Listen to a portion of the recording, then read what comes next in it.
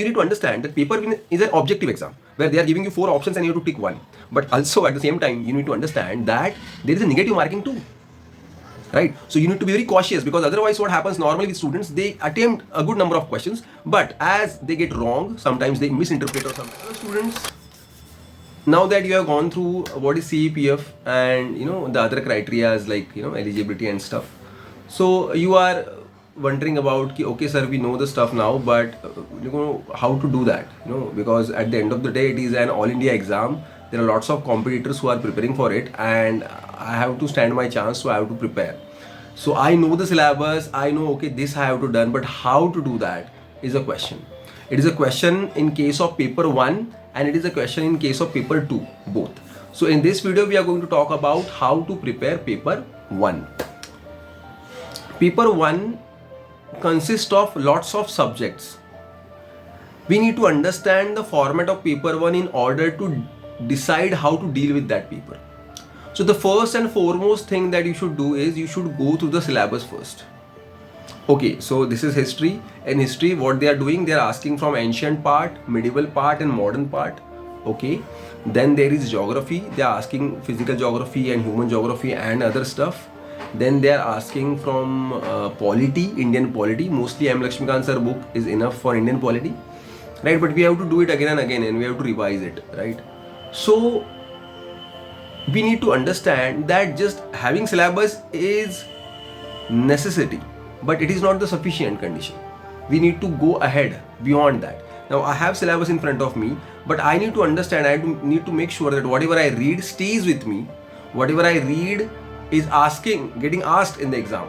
So they are asking about it. So the second thing comes here along with syllabus, and that is PYQs.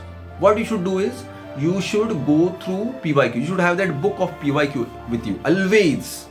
You get any publication, I have nothing to do with that, but it should have all the previous year question papers. Actually, if you get a good nice book, then they have this subject wise whatever asked in previous questions years, something like that. So it gives you an idea that whatever you are studying is up to the mark or not, right? Because you need to understand that paper is an objective exam where they are giving you 4 options and you have to tick one. But also at the same time, you need to understand that there is a negative marking too, right? So you need to be very cautious, because otherwise what happens normally with students, they attempt a good number of questions, but as they get wrong, sometimes they misinterpret, or sometimes it's an error, human error. Because of that, they get them wrong and they lose the marks they have earned, because every wrong question you do, you will be losing 1/3 of your marks, right? 1/3 of the marks you have gained till now. Like for example, you have attempted one question and then you have attempted another question. In first is right, second is wrong. Only 2 questions you have attempted, for example. So 1 mark if you are getting, then your final tally will be 0.66. Why? Because they have penalized you, right? Because you have given the wrong answer. So you need to have syllabus, you need to have PYQ, and then you should start studying. So study properly, attend lectures if possible, so that your preparation can be fast enough. If you have some mentor or somebody who is senior, who is aware about this stuff, take the guidance, because self-studying is good, but sometimes it is not sufficient. Sometimes the right direction is necessary. So we have the efficiency and energy, but where to go, how to use that energy is important. You have to read current affairs, right? You have to read the static part. You always keep on reading PYQs and you get idea, okay, this is what I am reading right now, okay, this has been asked, okay, then I am on right track. You have to read NCRTs, right? But along with all these, what you need to understand, that you have to revise every part that you read frequently. Then and then only whatever you read stays with you. If whatever you read does not stay with you, then whatever you read in, for example, December, may not stay with you till even March or April. Then how you are going to remember that in the exam in August?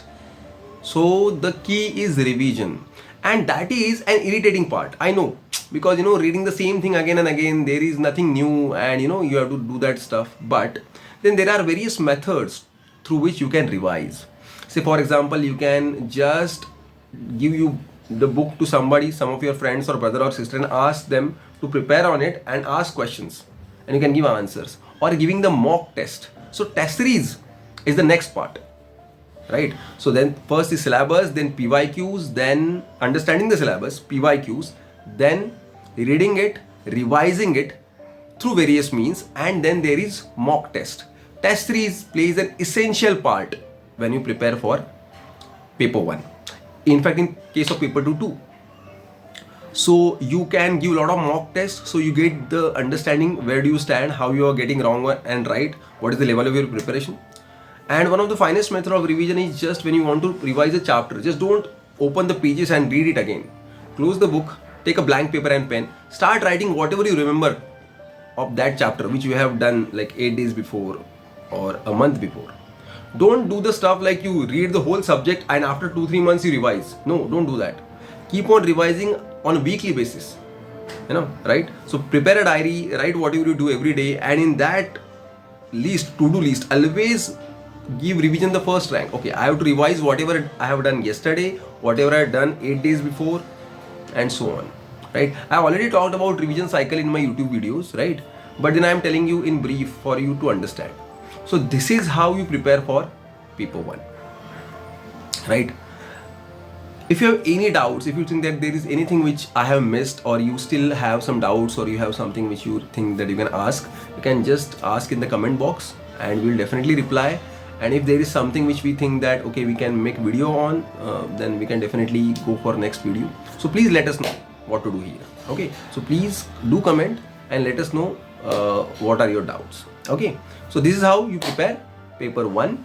Thank you very much.